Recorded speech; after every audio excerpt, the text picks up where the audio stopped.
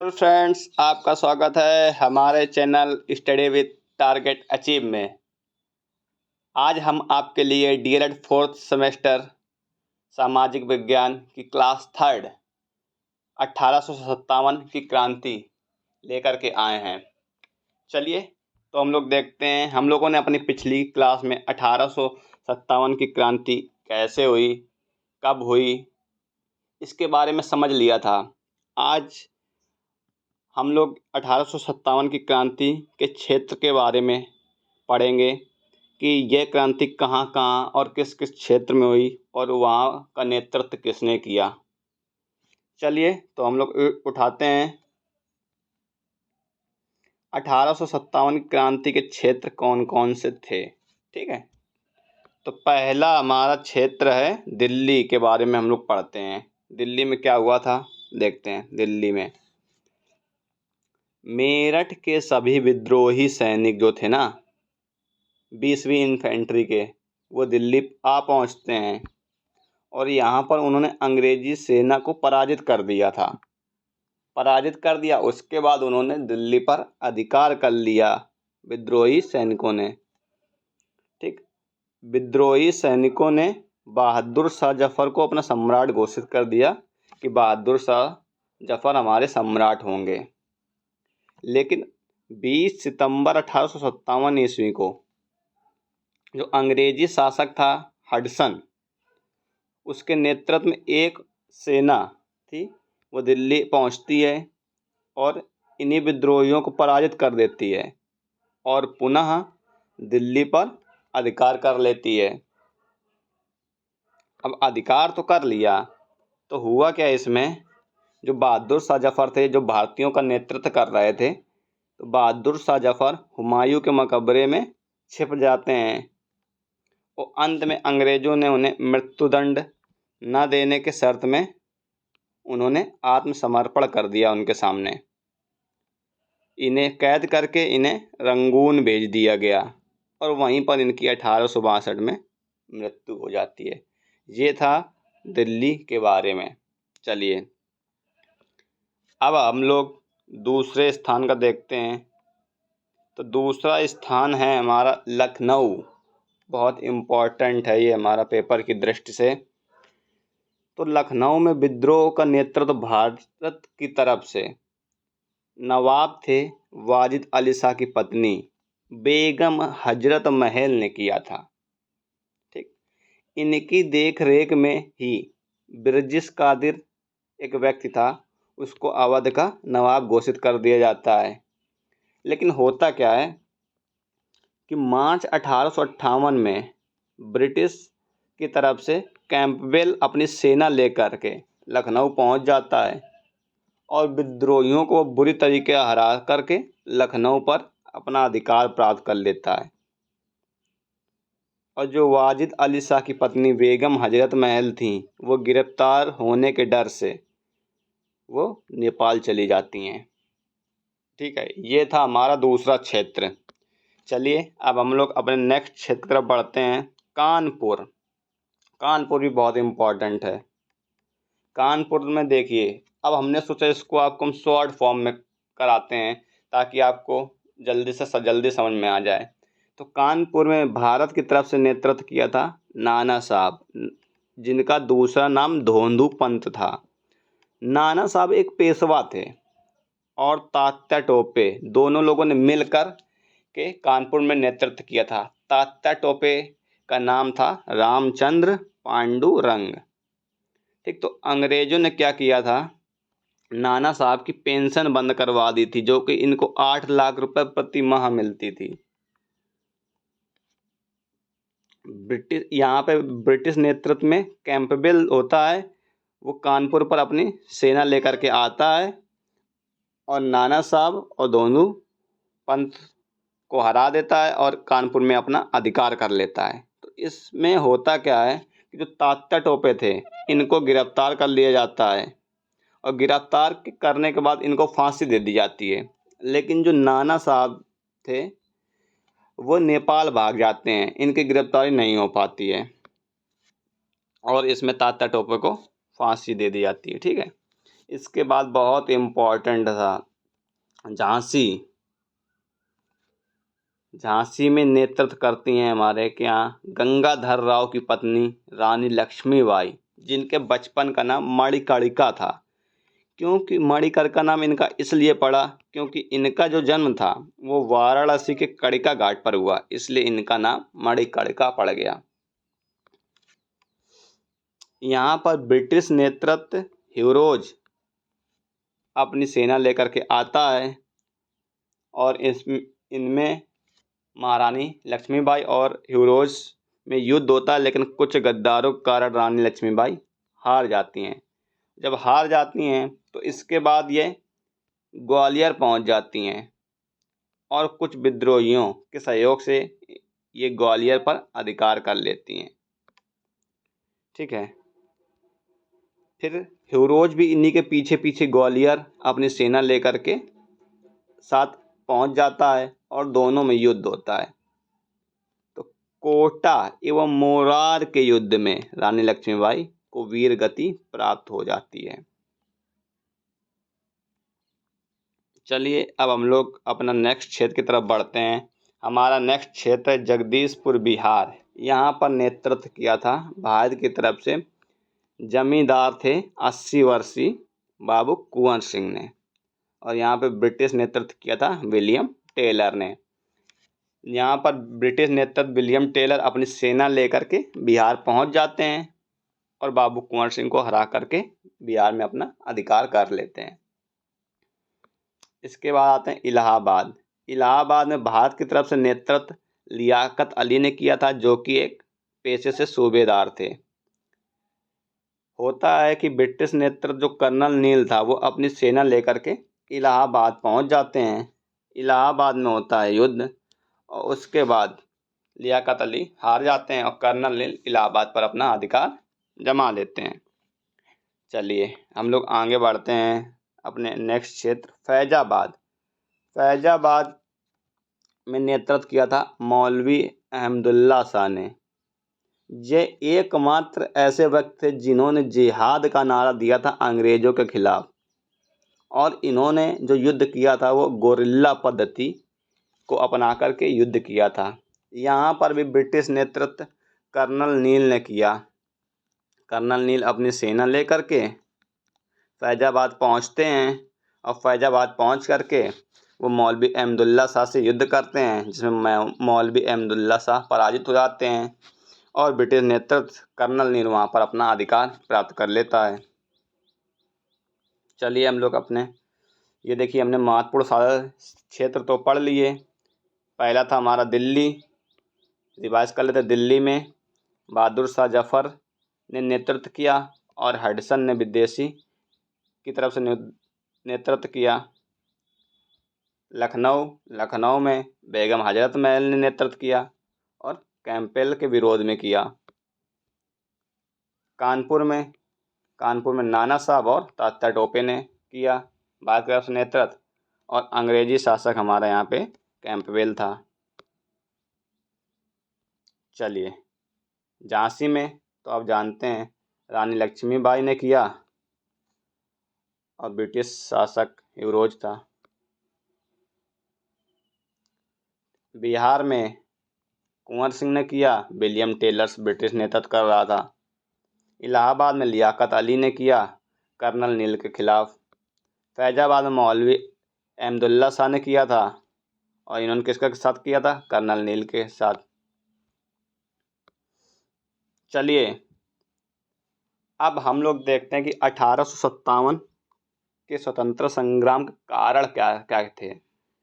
तो इसमें बहुत सारे कारण थे। तो पहले जैसे हम लोग देखते हैं राजनीतिक कारण था हमारा।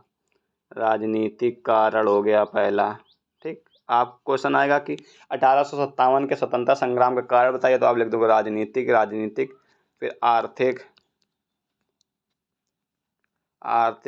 सामाजिक और धार्मिक, बहुत सारे कारण आप लिख सकते हैं। चलिए तो हम लोग स्टार्ट करते हैं, कारण भी जान लेते हैं हम लोग। तो हमारा पहला कारण है राजनीतिक कारण क्या था, चलिए देखते हैं। तो जो मुगल सम्राट के अधिकारों का क्या हो रहा था, ह्रास। कहने का मतलब जब से विदेशी नेतृत्व कर रहे थे तो भारत के जो मुगल सम्राट थे उनके अधिकार धीरे धीरे छीने जा रहे थे या कम किए जा रहे थे।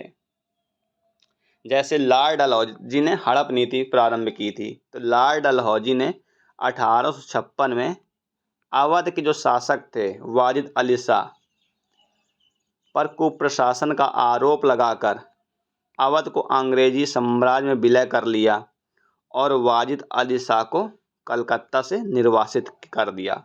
इसके बाद इन्हीं की पत्नी बेगम हजरत महल ने इन्हीं के कारण इन्हीं के खिलाफ युद्ध किया था। लॉर्ड डलहौजी ने किया क्या, भारतीय नरेश जो भारतीय राजा होते थे उनको पुत्र को गोद लेने का निषेध कर दिया था और राज्यों को हड़प लिया था। उन्होंने गोद लेने को निषेध इसलिए किया था कि अगर भारतीय नरेश किसी बच्चे को गोद लेते हैं तो वो उसकी संपत्ति का मालिक होगा। इस वजह से मुगल सम्राटों के अधिकारों का ह्रास होता जा रहा था। और देखते हैं जैसे इन्होंने क्या किया, संबलपुर, झांसी हैं, उदयपुर में इन्होंने भारतीय नरेशों के पुत्रों को गोद लेने का निषेध कर दिया और राज्यों को हड़प लिया था। मतलब कि इन्होंने संबलपुर के और झांसी और उदयपुर जैसे राज्यों को हड़प लिया था। और सबसे बड़ी बात यह थी कि नाना साहब की पेंशन इन्होंने बंद करवा दी थी। इस वजह से नाना साहब इनके खिलाफ युद्ध लड़े।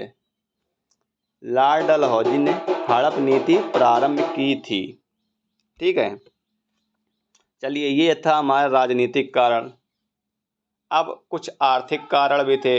आर्थिक कारण थे हमारे यहाँ 1857 के स्वतंत्रता संग्राम में जो अंग्रेज थे, अंग्रेजों की भू राजस्व नीति के कारण लोगों का अत्यधिक शोषण हो रहा था।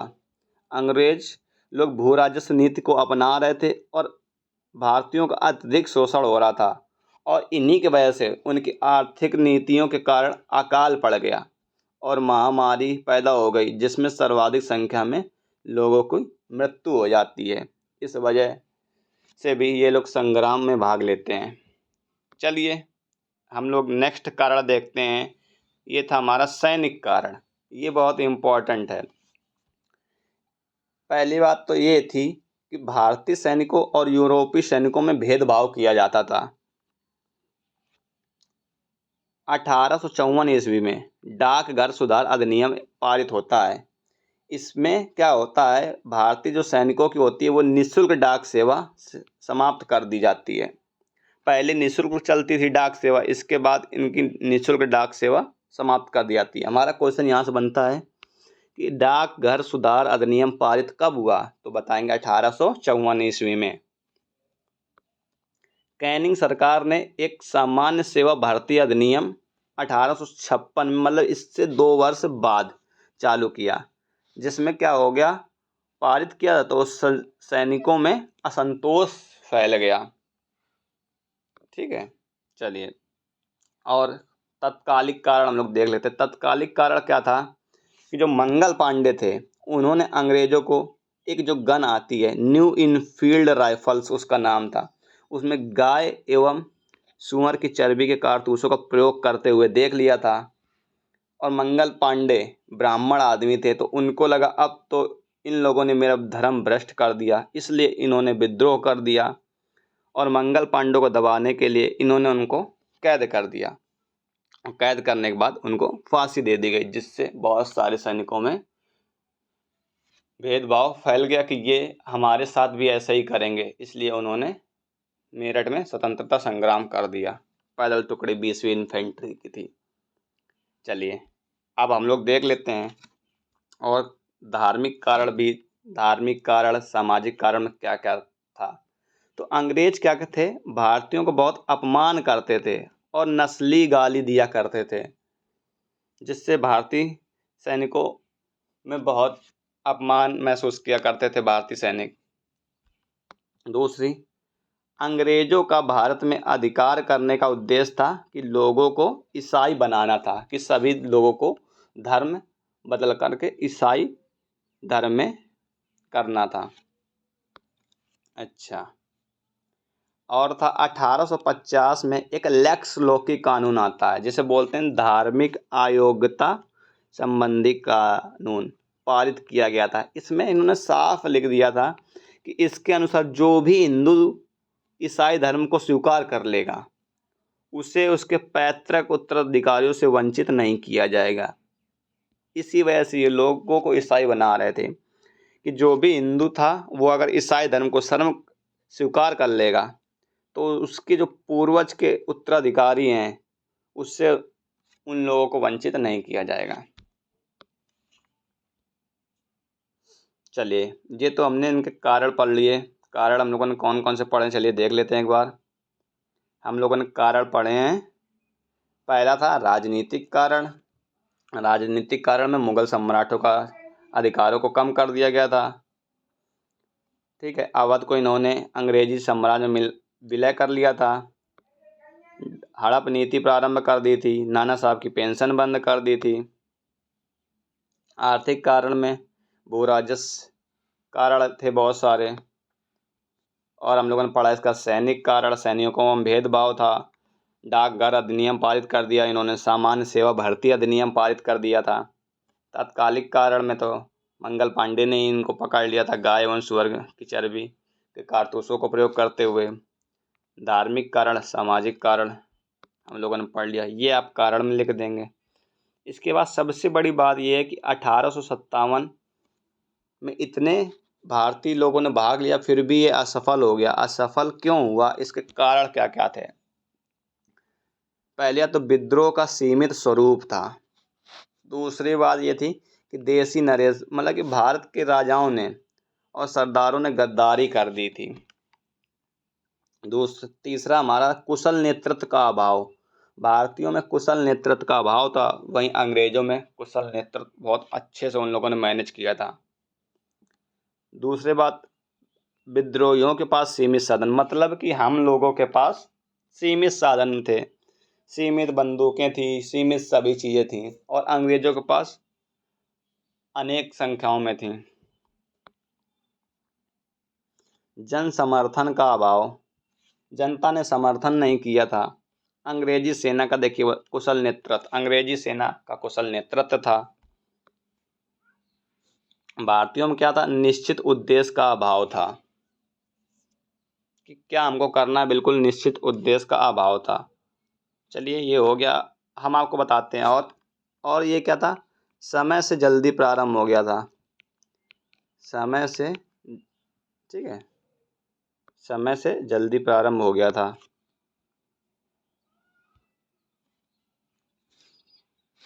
चलिए, उम्मीद करता हूँ कि आपको हमारी ये वीडियो पसंद आई होगी।